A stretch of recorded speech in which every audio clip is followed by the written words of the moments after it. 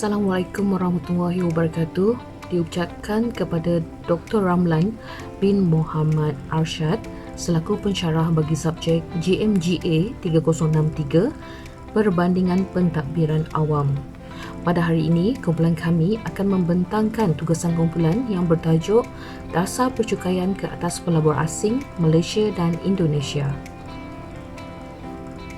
Ahli kumpulan kami terdiri daripada saya sendiri, Dewi Rashida binti Norman, nombor metrik 274992. Seterusnya, Umi Nazirah binti Sumar, nombor metrik 275217 dan Yohanis binti Abdul Manaf, nombor metrik 275223. Pengenalan kepada perbandingan pentadbiran awam. Perbandingan pentadbiran awam ditarifkan sebagai kajian sistem pentadbiran atau kajian pentadbiran awam. Ia adalah pencarian untuk corak dan keteraturan dalam tindakan dan tingkah laku pentadbiran. Menguji keberkesanan teori-teori klasik Olivier, Taylor, Urwig dan lain-lain. Prinsip keberkesanan pentadbiran pada peringkat sejagat.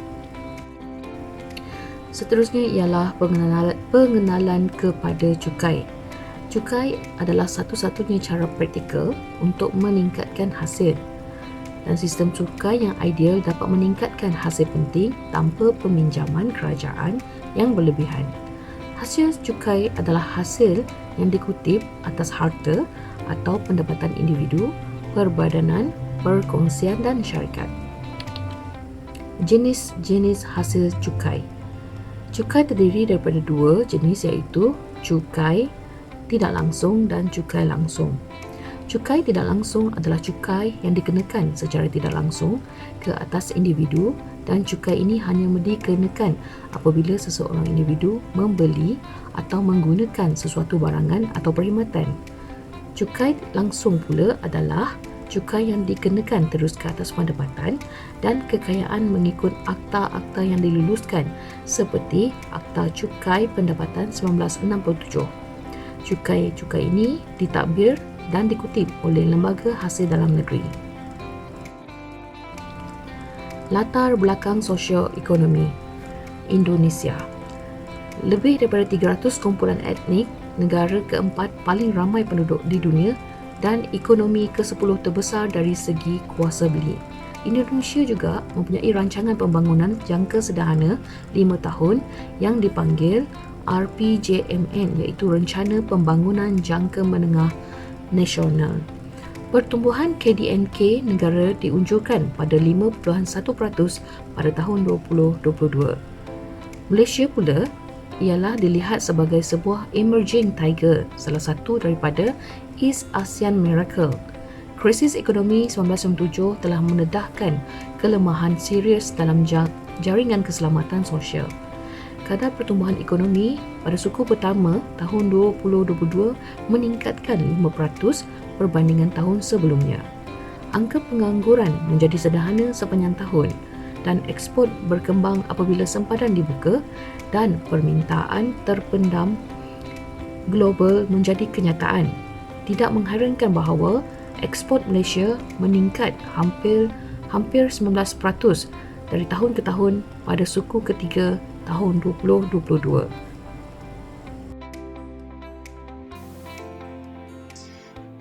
Okey, seterusnya saya akan menerangkan berkenaan dasar percukaian. Dasar percukaian merujuk kepada struktur ekonomi yang tidak formal di banyak negara membangun dan kerana hak kewangan, pejabat statistik dan cukai menghadapi kesukaran untuk menjana statistik yang boleh dipercayai. Perubahan marginal sering diutamakan berbanding dengan perubahan struktur.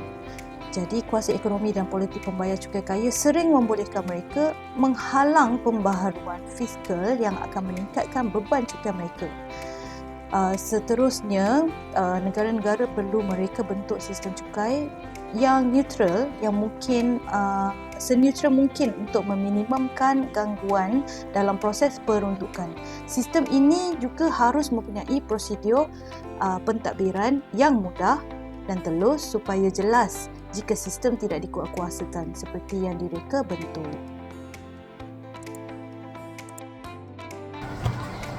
Sekarang kita beralih kepada 4.0 iaitu pemilihan dasar percukaian. Banyak negara yang sedang membangun mempunyai struktur ekonomi yang tidak formal dan ini adalah kerana had kewangannya yang mereka hadapi telah menyukarkan sesebuah organisasi yang bertanggungjawab untuk merekod statistik dan cukai untuk menjana satu statistik yang boleh dirujuk dan boleh dipercayai. Kekurangan data-data ini juga telah menghalang penggubal dasar membuat penilaian ke atas potensi cukai yang telah dilaksanakan. Akibatnya, perubahan kepada marginal sering diutamakan berbanding perubahan struktur utama, walaupun perubahan struktur utama itu sangat diperlukan oleh rakyat. Keadaan ini telah mengekalkan struktur cukai yang tidak cekap dan pengagihan pendapatan yang cenderung kepada tidak sekata. Kita beralih kepada percukaian yang dilaksanakan di negara Indonesia. Parlimen Indonesia telah meluluskan satu undang-undang cukai yang dinamakan Cukai Terharmoni atau Undang-Undang Nombor 7 Tahun 2021 yang merombak struktur percukaian sedia ada negara tersebut. Perubahan ini termasuklah cukai-cukai seperti cukai nilai tambah, cukai karbon baru, cukai pendapatan korporat, cukai pendapatan peribadi dan sebagainya. Apa yang telah berlaku sebelum ini di negara Indonesia? Di dalam negara Indonesia terdapat pelbagai wilayah di dalamnya dan setiap kali sesuatu barangan itu bergerak dari wilayah ke wilayah, cukai ke atas barang tersebut akan semakin meningkat. Ini adalah kerana setiap wilayah-wilayah tersebut mempunyai kadar cukai yang berbeza-beza dan akhirnya sehingga ke destinasi terakhir barangan tersebut, cukai ke atas barangan tersebut akan menjadi sangat tinggi. Ini membebankan rakyat untuk membeli atau memiliki barangan-barangan yang mereka inginkan. Dalam erti kata lain, sistem percukaian yang telah dilaksanakan sebelum ini, ia telah disusun semula dengan lebih baik dan ia telah dirangkum di dalam Undang-Undang Cukai Terharmoni ini. Cukai yang dilaksanakan dalam Indonesia adalah cukai pendapatan korporat. Cukai ini dikenakan ke atas keuntungan yang diperoleh oleh syarikat perniagaan yang beroperasi di Indonesia dan cukai ini dikawal oleh Undang-Undang Cukai Pendapatan Korporat. Kadar cukainya adalah berbeza-beza bergantung kepada jenis perniagaan dan jumlah pendapatan yang syarikat itu perolehi. Cukai pendapatan korporat di Indonesia telah ditetapkan pada kadar asas iaitu 22% untuk tahun fiskal 2022. Selain daripada cukai pendapatan korporat ini, syarikat perniagaan juga boleh dikenakan cukai-cukai yang lain seperti cukai nilai tambah atau cukai dividen. Cukai dividen adalah pembayaran dividen kepada pemegang-pemegang saham. Okey, seterusnya cukai yang dilaksanakan di Indonesia ialah cukai nilai tambah iaitu dikenali sebagai VAT. Cukai VAT ini di Indonesia adalah cukai penggunaan yang dikenakan ke atas hampir semua barangan dan perkhidmatan yang digunakan di dalam negara Indonesia. Cukai nilai tambah ini ialah cukai yang dikenakan pada setiap peringkat pengagihan barangan atau perkhidmatan daripada pengeluar sehinggalah kepada pengguna yang terakhir iaitu pengguna. Kadar cukai bagi VAT di Indonesia ialah antara 11% hingga 12%. Cukai ini dikenakan ke atas nilai yang ditambah pada setiap peringkat pengedaran barang. Kemudian syarikat yang mengenakan cukai ke atas barang atau perkhidmatan mereka akan dituntut semula ke atas barang-barang yang dibeli oleh pembeli. Pengecualian cukai juga diberikan oleh kerajaan terhadap barangan-barangan termasuk perlombongan, komoditi makanan asas dan sebagainya. Seterusnya, cukai yang dilaksanakan di Indonesia ialah cukai pendapatan peribadi. Cukai pendapatan peribadi adalah satu cukai yang dikenakan ke atas pendapatan individu yang berasal daripada sumber-sumber seperti gaji, bonus, pendapatan usaha daripada profesionnya, bunga, dividen dan lain-lain. Sistem cukai ini dikawal oleh Undang-Undang Cukai Pendapatan. Kadar cukai pendapatan individu di Indonesia mempunyai kadar yang berbeza-beza iaitu antara 5 sehingga 30%. Kadar cukai ini dikenakan berdasar kepada tahap pendapatan yang diperolehi dalam kadar tahunan. Kadar yang lebih tinggi dikenakan ke atas pendapatan yang lebih tinggi. Biasanya cukai ini ditolak terlebih dahulu di dalam gaji secara automatik oleh majikan ataupun pihak-pihak berkuasa yang tertentu yang menguruskan urusan cukai dan sebelum diserahkan kepada penerima gaji. Selain pada cukai pendapatan, Indonesia juga mengenakan cukai ke atas pemilikan hartanah dan pemilikan bangunan ke atas individu. Cukai ini dikenakan kepada pemilik harta berdasarkan nilai harta yang mereka miliki. Cukai pendapatan peribadi ini ditentukan melalui skim penilaian sendiri dan hanya melibatkan pendapatan yang diraih di dalam negara Indonesia sahaja.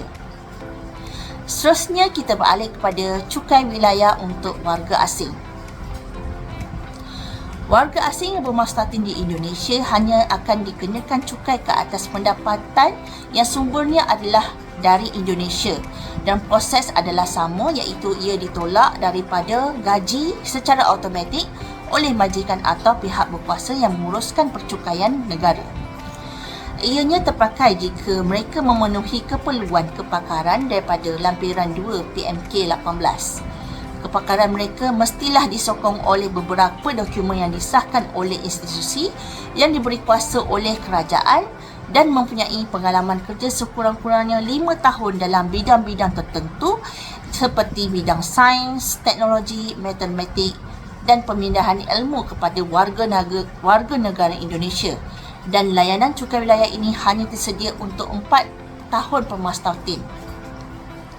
Namun begitu, jika mereka meninggalkan Indonesia dan masuk semula ke Indonesia dalam tempoh 4 tahun tersebut, cukai wilayah bermula dari masa mereka mula bermastautin di Indonesia.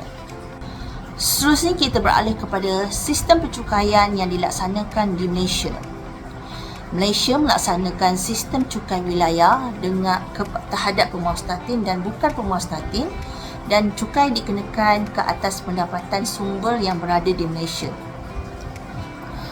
Pelabur asing di Malaysia tertakluk kepada cukai utama iaitu cukai pendapatan korporat, cukai nilai tambah, cukai pendapatan dan juga cukai perkhidmatan digital.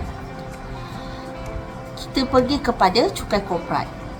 Cukai korporat dikenakan kepada syarikat pemastautin dan bukan pemastautin dan dikenakan ke atas pendapatan yang ditanggung di dalam Malaysia. Cukai nilai tambah pula, Malaysia telah menggantikan cukai GST dengan rejim cukai jualan dan perkhidmatan SST pada tahun 2018. Kadar cukai jualan ialah 10% dan kadar cukai perkhidmatan yang dikenakan ialah sebanyak 6%. Dan sesetengah barangan yang dikenakan cukai adalah pada kadar yang dikurangkan sebanyak 5%.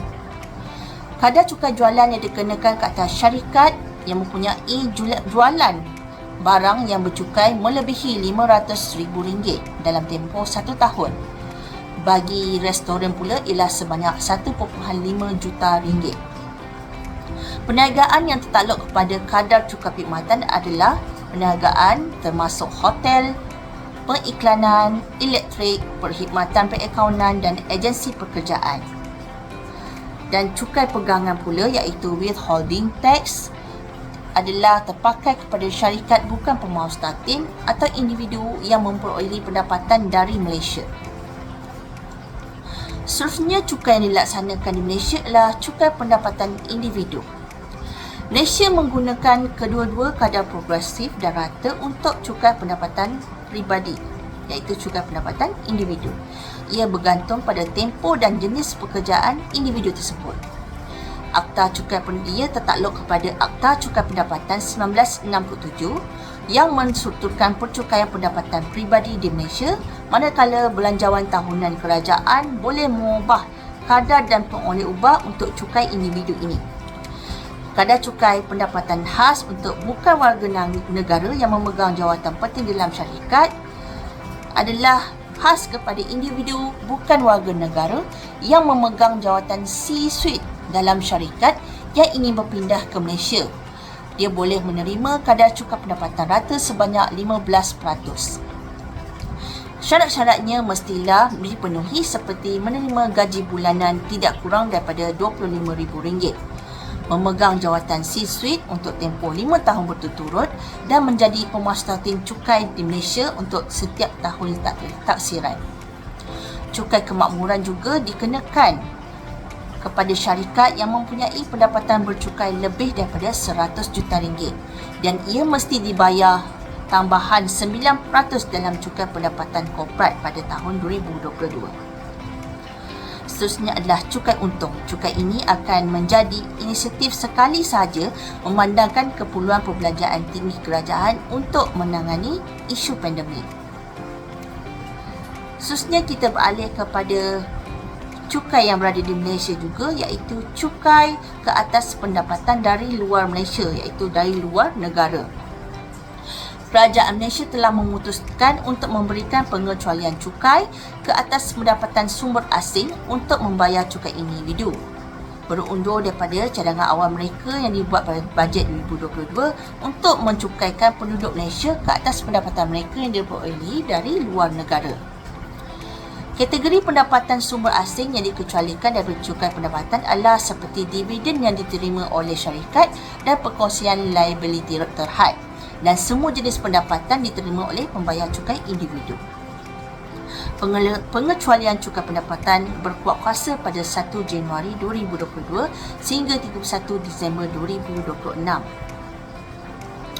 Cukai perkhidmatan digital pula bermula daripada 1 Januari 2020, iaitu kerajaan Malaysia telah mengenakan cukai perkhidmatan digital sebanyak 6% ke atas penyediaan perkhidmatan digital, iaitu yang daripada di luar Malaysia. Jabatan Kastam Jeneral Raja Malaysia telah mentafsir perkhidmatan digital sebagai sebarang perkhidmatan yang dilanggan atau dihantar melalui internet atau rangkaian elektronik lain dengan campur tangan manusia yang minimum daripada pembekal perkhidmatan. Contohnya, perkhidmatan digital adalah pelesenan perisian dalam talian, firewalls, enjin carian Google dan rangkaian sosial dan sebagainya. Ambang hasil iaitu revenue threshold, penyedia perkhidmatan digital asing yang telah mencapai RM500,000 dalam perolehan tahunannya mesti mendaftar untuk mengutip dan menghantar cukai perkhidmatan sebanyak 6% tersebut. Seterusnya kita pergi kepada isu percukaian. Untuk makluman, isu percukaian di Indonesia memberi kesan langsung kepada pelabur asing dengan pengurangan dalam kadar cukai pendapatan korporat daripada 25% kepada 22%. Kewajipan bagi syarikat asing tertentu untuk mengenakan bayaran, melaporkan dan mengutip cukai nilai tambah ke atas penjualan barangan digital dan penghantaran perkhidmatan digital. Indonesia juga menganggap perkongsian pertubuhan tetap syarikat asing dan yayasan sebagai syarikat bercukai untuk tujuan CIT. Hasil tertentu tertakluk kepada cukai akhir yang juga CIT. Ini bermakna pendapatan kasar dikenakan cukai pada kadar yang lebih rendah, tetapi syarikat tidak boleh memotong sebarang perbelanjaan. Bagi isu percukaian di Malaysia, pelaksanaan sistem percukaian di Malaysia diibarat memihak kepada golongan kaya. Pembatalan cukai barangan dan perkhidmatan GST dikatakan menjadi punca mengapa hasil yang dijana oleh kerajaan semakin berkurang.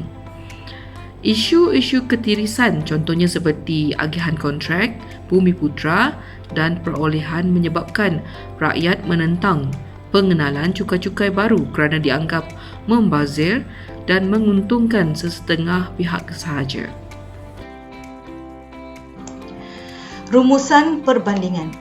Indonesia dan Malaysia telah mengambil langkah bijak dengan mewujudkan cukai baharu dan menaikkan cukai-cukai tertentu bagi membantu negara dalam menguruskan pelan pembangunan semasa dan selepas wabak COVID. Indonesia sebagai antara sebuah negara yang menawarkan pasaran besar di Asia Tenggara dan mempunyai banyak sumber, perlu sentiasa membuat usaha wajar dan kajian kebolehilaksanaan agar sentiasa dapat bersaing di pasaran global serta meningkatkan pendapatan negara. Indonesia perlu mengambil perhatian bahawa peraturan baharu mengenai langkah mengelakkan cukai dan peruntukan mengenai OECD Pillar 1 dan Pillar 2 di bawah GR 55/2022 masih bersifat umum. Indonesia juga boleh mempertimbangkan dengan teliti sama ada peruntukan lain yang berkaitan di bawah GR 55/2022 boleh menjejaskan kewajipan cukai syarikat seperti cukai pendapatan ke atas manfaat barangan kerana ia akan menjejaskan cukai pendapatan pekerja. Dasar percukaian di Malaysia pula dicadangkan untuk dilaksanakan berdasarkan kepada dua prinsip asas iaitu mengenakan cukai apabila ia benar-benar perlu dan ia tidak dianggap sebagai beban kepada pembayar cukai. Bank Dunia melalui laporannya Aiming High Navigating the Next Stage of Malaysia's Development menyatakan bahawa pendapatan yang dihasilkan oleh Malaysia adalah terlalu rendah berbanding negara-negara yang berpendapatan tinggi lain. Negara berpendapatan tinggi mengenakan cukai GST seperti New Zealand iaitu sebanyak 13%. Cukai pendapatan pula dikenakan tinggi meskipun memperoleh gaji pada kadar upah minimum. Walaupun minimum tetapi upahnya adalah tinggi. Cadangan yang boleh dipertimbangkan seperti mengenakan cukai GST semula. Kajian perlu dibuat untuk mengenal pasti masalah dan kekangan yang mungkin timbul jika ia dilaksanakan. GST atau SST hendaklah tidak membebankan rakyat. Sistem percukaian juga perlu dikemaskini secara berkala bagi memastikan hasil dan perbelanjaan sesebuah negara adalah seimbang. Matlamat asal percukaian untuk memastikan kebajikan rakyat terjaga melalui program dan inisiatif kerajaan haruslah terpenuhi.